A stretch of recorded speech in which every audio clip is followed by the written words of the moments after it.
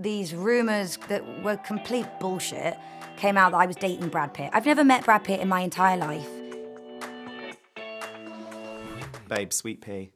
It's so good. It is a coming-of-age story, isn't it? And this whole aspect of female rage and exploring that is so refreshing to see that on our screens because it hasn't been explored that much. Yeah. How interesting was it for you to explore femininity and female rage in all of its complexity and grey areas as well? It wasn't really until we started filming and I started to actually put those emotions, try those emotions on, right, like masks or costumes, that I realised the only reason I could relate to this was because I was a woman. The things that I could relate to Rhiannon the most about being overlooked, about feeling like I can't say what I want to say, I have to be very careful about the way I express my emotion. I have to smile through things when they annoy me instead of actually putting a boundary in or saying how I felt. Were all things that I think, I don't think I would feel that if I was a man, you know, or like when somebody makes a comment that really bothers you and you just sort of smile through it. The reason I want to be agreeable and the reason I want to be nice, I think is because I'm sort of either A, putting in this self-preservation thing, or B, I was just taught to be nice. And I think that's because, I think that's something that is conditioned in us from being kids. It's just something that we all have. And also the other thing I will say, when Patrick Walters, an executive producer on the show, first pitched, we're going to tell this story of a serial killer, and the first thing I was like, female serial killer is hard to do, right? The way they wanted to do it was like Dexter. We're making the audience feel conflicted about this character. We want them to love to hate her, hate to love her. We want the audience to relate to this character's emotions, relate to this character's, feel empathy for this character, but not relate to their actions. That's much harder to do with a woman. It just is. We naturally, subconsciously, all of us, no matter how much of an ally you think you are or how much work you've done, it's ingrained in us because of society. It's just what happens. We will always naturally, subconsciously, judge women a little more harshly than we judge men. And so it's harder to get them to empathize with a female villain than a male villain. We also see less female villains on screen. Yeah, 100%. And so we're just not quite sure what to make of it. We don't know exactly what to do with it. That's why female rage is so scary, because we don't see it very often. We never see it. We never see it. So we can't predict it, because we don't know what's going to happen. It could go one of any which ways. We don't often see women just lose their shit. Was it interesting for you to not play nice then, and to kind of rip up that rule book that you kind of feel like society has placed on you in a way? Absolutely. I even like being ugly, being okay with letting ugly emotions out, doing your screwed up cry face, and being dirty and sweaty and covered in rain and wet and looking like a straggly sort of, covered in blood, and you're screaming and your face is contorted, getting comfortable with losing all of that self-consciousness, shedding that embarrassment, being uninhibited, completely uninhibited. I'm talking about, the moments where she is wild, the moments where that animal comes out of her. And there are loads of moments like that in the show. Yeah. That's really uncomfortable to do. It's really scary. And especially, I think, when a lot of your job is about what you look like and a lot of your job is about, coming across in like a friendly, approachable, bubbly, attractive way. Because there's so many elements of like everyday sexism that she comes up against as well. And just bringing it back to what we were just talking about as well, this whole like being nice thing, being told to smile, all these kind of things. What kind of everyday sexism do you still experience that really gets your gears? Oh my gosh, there is just so much. It's just the way people treat you. It's the way, it's really subtle things. I think as actors, I've developed this sort of like superpower of picking up on really subtle things. And it's usually things about body language. It's like how somebody will sort of just bump you as they're walking, or stand directly in front of you, or, sort of lean on you or take up space that is yours. And it's probably because I'm a smaller person. Maybe they don't see me. Maybe it's a gender thing. It's also the way that people might talk over you. It's the nicknames that they come up with, all things that we put in the show. It's, a slightly condescending sweetheart or a darling, anything like that. The thing that bothers me the most is when I go to a restaurant with a guy and they'll put the bill down in front of the guy. I hate that. That's really annoying. Or recently I've been getting load of work done on my house. And I've got a good guy friend who spends a lot of time at my house. And the builder or electrician or whoever it is that's come around to do the work will always talk to the guy. He doesn't even live here. And a lot of the time, I'll just let it happen. And quite recently, I've been going, talk to me. It's my house. I've paid for the service. I spoke to you on the phone. I've booked the thing. My name's Ella. Talk to me. You can talk to me. Or when you go, this has happened when I bought a car a couple of years ago, and I bought it with an ex-boyfriend. And the whole time, every car salesman is only talking to the guy. Yeah. It's my car. I'm spending the money on it. And it's a subconscious, and they don't even mean to. These people are not bad people. These people are not sexist people. I do it all the time too. Everybody does it. It's the default that we go into. Something I do that's sexist, and I do it all the time, is I default to, when somebody's talking about, oh, I went to the doctor, or, oh, I had a teacher. My default follow-up question is, oh, did he say this? We default to pronouns that are probably inaccurate. We've never even bothered to ask. It's the subconscious bias that I'm very interested in. That's something that we all need to put the work into. And that doesn't just apply to gender. It applies to race. It applies to sexuality. It applies to everything. Yeah. We all have this norm that's just stupid. I just do quotes for the people that can't see me. That was a quote. The norm that we default to it's just what we grew up watching. It's what we grew up hearing.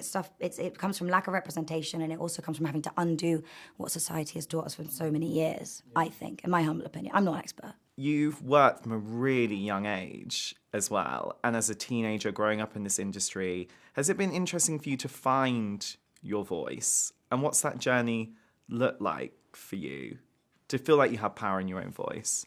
I think it comes from a lot of things. I've always, growing up, as an actor, I was always the youngest person on set. And so I was always very aware of how I would come across if I didn't have the confidence to say my ideas, but I also didn't have maybe the eloquence in my language or the vocabulary to say it in a way that wasn't going to be, arrogant or pretentious or that annoying child actor. I didn't know how to delicately suggest things. And part of it is confidence, part of it is just reading the room and knowing, when maybe you just need to watch and learn, and when maybe your idea is really good. And there are moments I wish I'd spoken up. There are moments as well when I wish I'd spoken up when everyone was trying to find a solution for a problem, and I had a really good solution on the tip of my tongue, but I didn't have the confidence. But I think a lot of that, does come down to age. What I wish I'd stood up for more is moments, in photo shoots or press or things like that growing up, where I was asked questions that made me a little bit uncomfortable, or I was given an outfit that I was maybe not 100% comfortable wearing, or hair and makeup. Those are the moments that I wish I'd spoken up. And I think anybody can relate to that, whether you grew up as an actor or you didn't, or you whatever you did. But learning how to speak up for yourself and also to advocate for other people, it's really hard. A lot of it's confidence. A lot of it is, why aren't we taught how to do that? We should be so taught how to do this. Why aren't we given the tools, the vocabulary to actually know how to say those things? And to advocate for ourselves. I think it's getting better. Yeah. I see it with my younger brothers. They're so good, and they have the internet now. I gotta sound I'm 1,000 years old. Do you know what I mean? There is.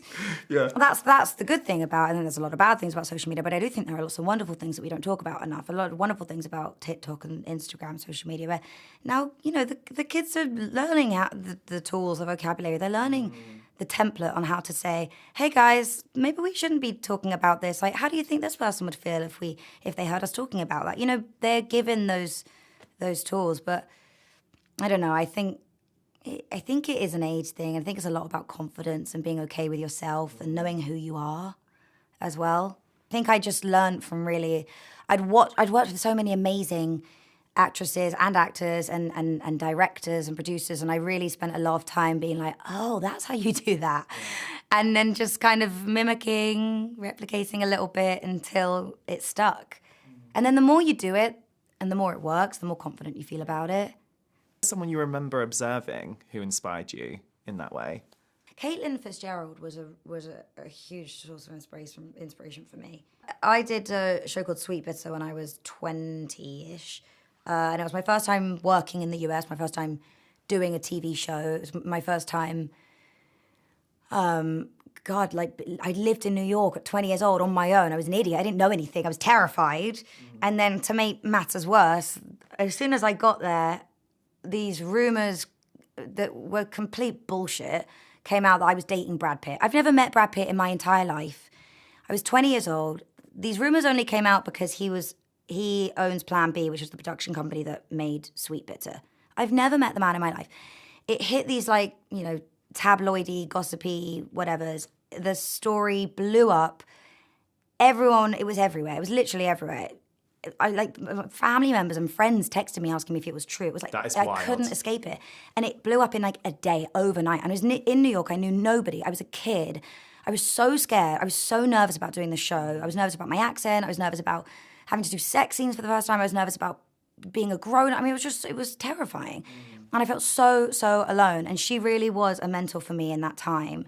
You know, she looked after me and she taught me so much, and I learned from her, and I learned how to advocate for myself and how to, you know, delicately say things when it was a bit awkward, or how to ask for what I wanted. And interestingly, that's kind of the dynamic between those two characters in the show. So it was quite nice I had sort of a really nice community of women I could turn to in that time. We can all remember a time when we didn't feel seen. Yeah. But when was the time you truly felt seen as a person?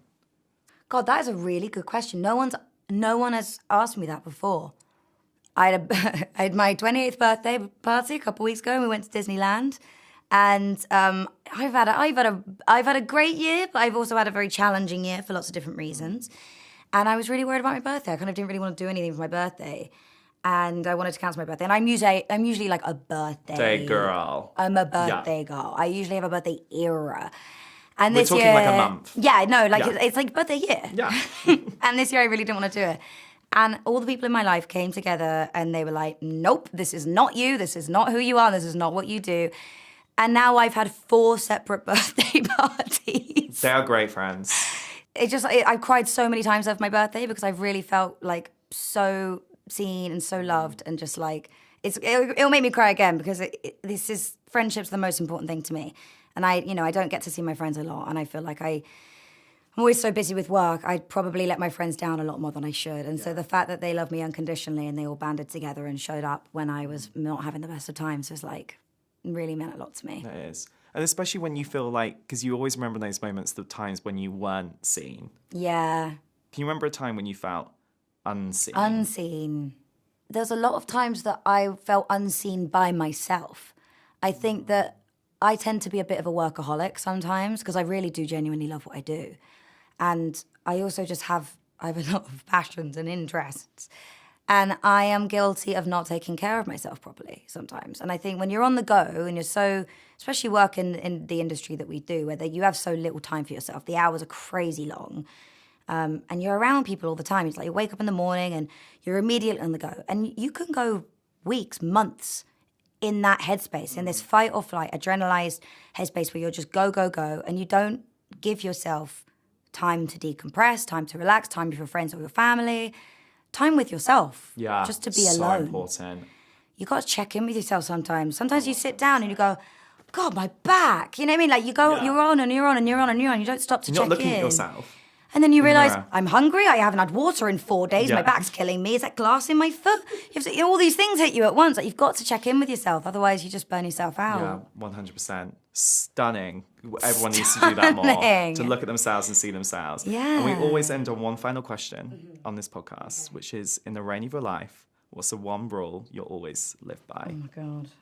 Oh, I feel like people are giving really serious answers, and all I can think of is look after your knees. Why are your knees? My knees are really sore. I'm having a hard time with my knees. Look, let me get a better one. I feel like I just used my good one because I just said, check in with yourself, all of that. You know, it was very deep. Yeah. And then I've just said, I've sort of gone backwards. All right, I've got this theory. Again, this is really stupid, whatever. I've got this theory that humans just need like 4 things. We need to drink loads of water, eat good food, exercise, and sleep 8 hours. No human can do all 4. Be the human that can do all 4. Babe, you're basically a doctor. I think so. Love it. Stunning advice. I'm not a doctor. But also, I just wanted to point put a 5. disclaimer into the podcast. I'm not a doctor. But point 5, also look after your knees. And also, Yeah. You need those knees. Look after your knees. Don't be like me and mess up your knees and now have to go and do Fallout Season 2 with a dodgy knee. Don't be like me. Oh, honey. I know. I put an LED mask on my knee yesterday. Thought that would help. Didn't. What, the actual ones you put on your face? Apparently, if I put it on my Where did you Google this? No. My makeup artist told me about it and said it was amazing. She put it on her. She had a bad shoulder, put an LED mask on her shoulder, and it fixed her shoulder. So now I'm walking around with an LED mask attached to my knee. Desperate times. Desperate times. Desperate times. Fallout 2 is calling, babes. You need to get those knees ready. Gotta get my knees ready.